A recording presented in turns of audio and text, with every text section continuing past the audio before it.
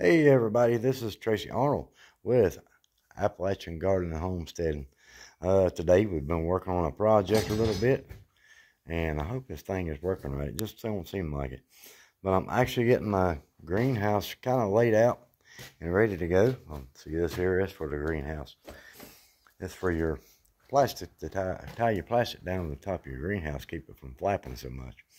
But as you guys can see, I have been doing some measuring and thinking and wondering how this is going to work, and I know this is going to look very nice once I get it done.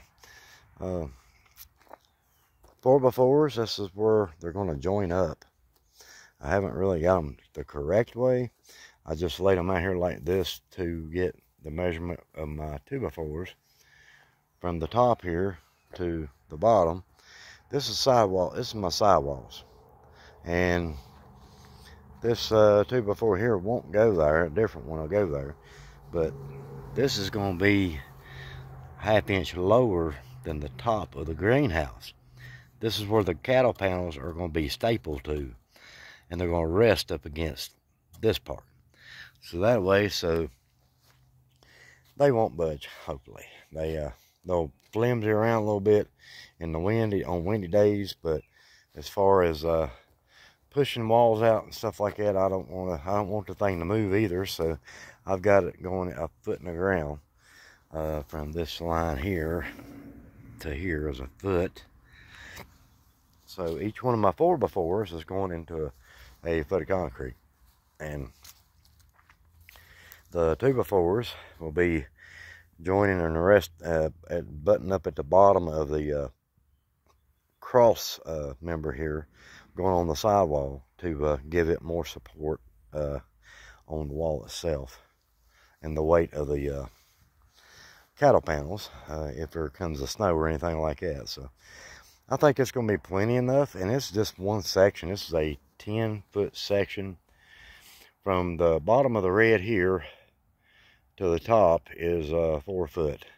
So give or take, 4 foot tall, plus your cattle panel is going to give it another 4.5 foot tall on the sides, on the sidewalls. That's why it's going to be a side high tunnel greenhouse.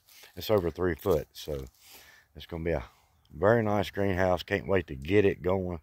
I'm getting my measurements right for my 2x4s, and what I'm working on is the measurements up here on the top. So it's just trying to make it to where it's going to be kindly perfect, but it's a greenhouse and it's going to look good. It's going to have my name on it. So yeah, so what I've been doing today is cutting my 4x4s to the right length of 5 3/8 tall, which I had the 4x4 by 10, so that worked out perfectly. There's no difference in it, so it comes out pretty close to being right. And I've just been going through my wood, make sure I've got everything I need. And I'm kindly waiting now to see about builder's permits. I don't think I'm going to need one, but we're going to make sure. And if we do, we're going to try to maybe get out of having one, because we already got money tied up into this. And there's no one on YouTube that will tell you that you need a builder's permit. So if you know anything about this and you live in Virginia, southwestern Virginia, give me a heads up on who to get in contact with, so I don't have to pay a freaking builder permit for a greenhouse that's going to provide food for my family. It's not going to be like a shed or nothing. I ain't going to keep nothing in it. And I mean, specs are on anyway.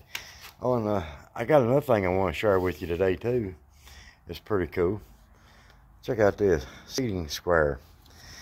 I don't know if y'all watch them or not on YouTube, but I do. I'm a loyal fan of Living Traditions Homestead, and when they lived on their old homestead, they actually were given these.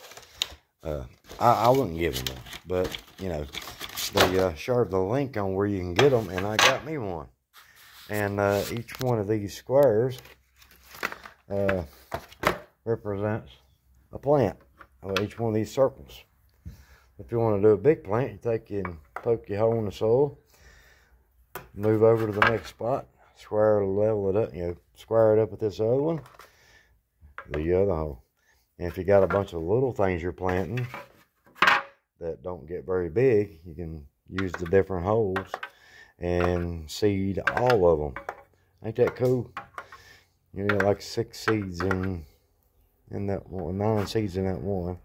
Oh my gosh, ton of stuff you could do with this, and I love it. But I ain't had a chance to use it yet because we really haven't had a garden since I ordered it. But it's actually got the look there, it's got everything on here. You press it in the ground, you poke the key, and then you take the other end of that and you put your seed in it and put up to however many seeds you need, so in one hole. So that's cool as heck. I figure I'd share it with you guys, and if I can, I will put in the link. This isn't an advertisement, by the way. I'm just showing you how cool this is. It's so cool. I'll put it in the link below to share with you guys as y'all look at my mess of a table here. And this table here is going in the greenhouse for when we seed. Get all our starts and all that stuff going. I'll put that back in when I get back, y'all. But I guess I am done. So as you can see, I've been kind of busy. So y'all stay tuned. If y'all are interested in what we're going to do here on the homestead, please subscribe and give us a thumbs up. Show us you like our videos and share them with your Facebook or any social media. Thank you guys, and you guys keep it real nice. See y'all next.